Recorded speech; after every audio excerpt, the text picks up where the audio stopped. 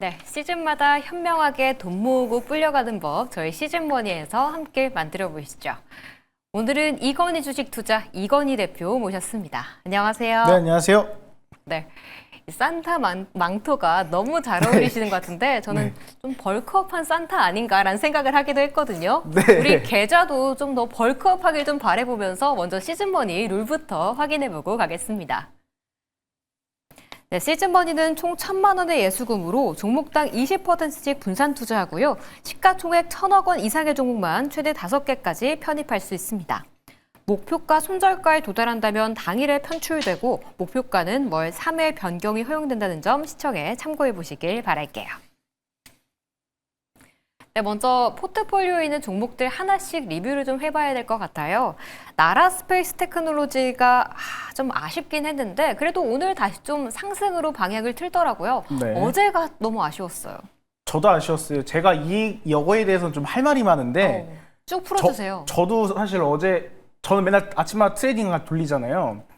어제 저도 그냥 우주항공주 살펴보면서 극단적인 실패만 아니면 희망만 남기더라도 주가가 올라가겠지. 왜냐? 아직 스페이스 X에 관한 2차적인 재료가 남아있잖아요. 그래서 아침에 사놓고 가만히 지켜보고 있는데 요동질을 굉장히 강하게 치더라고요. 네. 다른 바이오주를 좀 계속해서 단타를 치고 있었는데 갑자기 밑으로 쭉 꽂더니 저도 어제 그 일반 직장인 2달치 월급이 날라갔습니다. 그런데 오늘 좀 마음을 먹고 오늘 좀 꿈을 좀 잘 꾼 것 같아요. 그 오늘 아침에 하락할 때 우주항공도 잡았고 바이오 잡아가지고 다시 이제 직장인들 월급 정도로 오늘 만회를 했거든요. 지금 제가 봤을 때는 그렇게 폭발할 줄 몰랐어요. 그렇게 쏘자마자 30초 안에 폭발할 줄은 몰랐는데 아무튼 성공을 했다면 재료 소멸이고 가장 좀 긍정적으로 볼 수 있는 부분은 아직 재료가 남아있다라는 점. 그리고 일단 우주항공주 같은 경우는 지금 뭐 이노스페이스 관련 발사도 있겠지만 네. 가장 큰 핵심은 스페이스 X라고 보고 그쵸. 있습니다. 아마 지금 새해가 지나고 이제 본격적으로 스페이스 X에 관한 IPO 관련 이슈가 나오면 우주항공주들이 때마침 좀 주정이 좀 크게 나왔기 때문에 자 빠진 만큼 올라갈 거라고 생각을 하고 있어요. 단 일단은 지금 빠졌다고 오늘 약간 반등이 나왔잖아요. 뭐 캔코 에어스페이스라든가 뭐 비추넥스텍 같은 경우는 강한 상승이 나왔는데 이것을 제외하고 일부 우주항공주도 좀 상승을 하다가 좀 매물대에 막힌 이러한 부분이 있었거든요. 그런데 패턴 자체가 아마 28일보다는 28일까지 아마 대주주 양도세라든가 뭐 배당 관련 이슈가 지나고 29일쯤부터 아마 시장에 대한 방향성이 좀 나오지 않을까 싶어요. 자, 그렇다고 한다면 흐름이 나올 텐데 거기서 하락하지 않고 이 구간에서 횡보하는 흐름이 나온다고 한다면 다시 한번 타점적으로 매수할 수 있는 기회라고 생각을 하고 있습니다. 굉장히 안타깝지만 또 스페이스 X라는 재료가 남아있기 때문에 적절한 시기에 우주항공주 다시 한번 노려보면 손실 난 것보다 더 크게 어떻게 보면 수익을 낼 수 있는 충분한 미래 가치가 있는 섹터라고 말씀을 드리겠습니다. 네, 그리고 지난 거래일에 안타깝게 좀 손절가에 터치하면서 편출되긴 했지만 29일 이후로 좀 시작이 정리된 이후에 다시 한번 타점을 잡아서 접근하고 싶은 종목이다라는 이야기까지 드려봤습니다. 다음은 인투셀 이야기를 해볼게요. 제약바이오도 연말 효과는 좀 없었던 것 같은데 연초 효과는 기대해봐도 될까요? 일단은 외국인 기관이 좀 강하게 들어왔어요. 하락을 멈춘 상태에서 주가를 횡보시킨다는 것은 가장 모범적인 사례가 무엇이냐? 물량을 이제 모아간다는 흐름이 나올 수가 있잖아요. 그 와중에 외국인들이 계속해서 모으고 있다라는 점. 인투셀 같은 경우도 바이오주들이 전반적으로 다 빠졌을 때 같이 빠졌는데 또 그 안에서 크게 빠지기보다는 적당히 빠지고 잘 횡보하는 모습이 나오고 있습니다. 이 부분 같은 경우는 조정이 이제 어떻게 보면 조정 구간을 거쳤다 생각을 하고 있고요. 지금 단계에서도 우리가 분할로 모아갈 만한 자리라고 생각을 하고 있습니다. 그리고 때마침 굉장히 좀 어떻게 보면 호재라면 호재라는 이런 좋은 소식들이 많이 나오고 있어요. 일단 기본적으로 지금 ADC 관련인데 B7-H3 관련해서 경쟁사가 머크였거든요. 머크사가 임상 중단했습니다. 지금 머크사랑 다이치 상큐라는 일본 제약바이오사랑 개발하고 있는 분야가 있는데 임상을 중단했거든요. 그 임상 중단하는 과정에 대한 원인을 살펴보니까 투약하는 과정에서 간 그리고 폐 손상이 좀 의심되는 이러한 부분이 좀 발견되었다고 하더라고요. 자, 그렇다면 이제 이 어떻게 보면 머크랑 다이치 상교가 중단한 이 물질을 가지고 인투셀이 내년부터 본격적으로 임상에 들어갑니다. 일단 R&D 리스크 관련 이야기가 나온 것이 없고 경쟁사 쪽에서 지금 어떻게 보면 좋지 않은 흐름이 나왔기 때문에 오히려 반사 이익을 받고 그리고 내년에 본격적인 임상의 일상에 들어가면서 지금 삼성 바이오 쪽에 그 이야기가 나오고 있잖아요.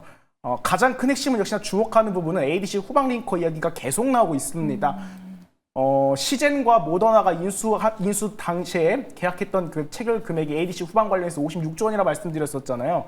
그럼 ADC 그 뒤에 후방 관련 기업이 언급되는 기업이 아직까지 하나도 없어요. 인투셀이 유일하고 임상 이제 데이터 과정을 거쳐가면서 이제 본격적으로 뭐 삼성 바이오와의 이런 기술 이전이 있을 수도 있고 오히려 지금 글로벌 빅파마들에 대한 주목을 받을 만한 이런 기술은 충분히 가지고 있다라고 생각하고 있거든요. 자, 그렇기 때문에 지금 인투셀뿐만 아니라 대부분의 바이오주들을 보시면 어느 정도 하락을 마친 다음에 지금 잘 모아가다가 오늘 뭐 터질 건 터졌고 그리고 적당히 반등할 건 반등이 나온 주식들 반등이 나왔었는데 제가 볼 땐 그런 것 같아요. 지금 연말로 가면 갈수록 빠졌던 이유는 오히려 내년 초에 상승하기 위한 그런 쉬어감이 아니었나 이렇게 생각을 하고 있기 때문에 바이오주도 마찬가지고 그동안 공매도가 굉장히 좀 짓눌렀던 이 종목들을 중심으로 내년 초에는 좀 상승 탄력이 나오지 않을까 이렇게 좀 기대를 해보도록 하겠습니다. 네, 역시 바이오는 연초를 조금 더 기다려봐야 할 것 같네요. 그렇다면 최종적으로 변화한 포트폴리오 한번 확인해보고 가겠습니다. 네, 오늘 그러니까 어제죠. 실리콘트와 나라스페이스 테크놀로지 모두 손절가에 도달하면서 편출되게 됐고요. 그래도 인투셀, HD현대 에너지 솔루션, 유니셈이 포트를 잘 빨간불과 파란불을 적절히 좀 채우면서 지켜주고 있습니다. 그러면 이제 이 산타가 이 크리스마스 이브에 선물을 하나 주셔야 될 것 같은데 오늘 네. 시즌버니 종목은 어떤 걸까요?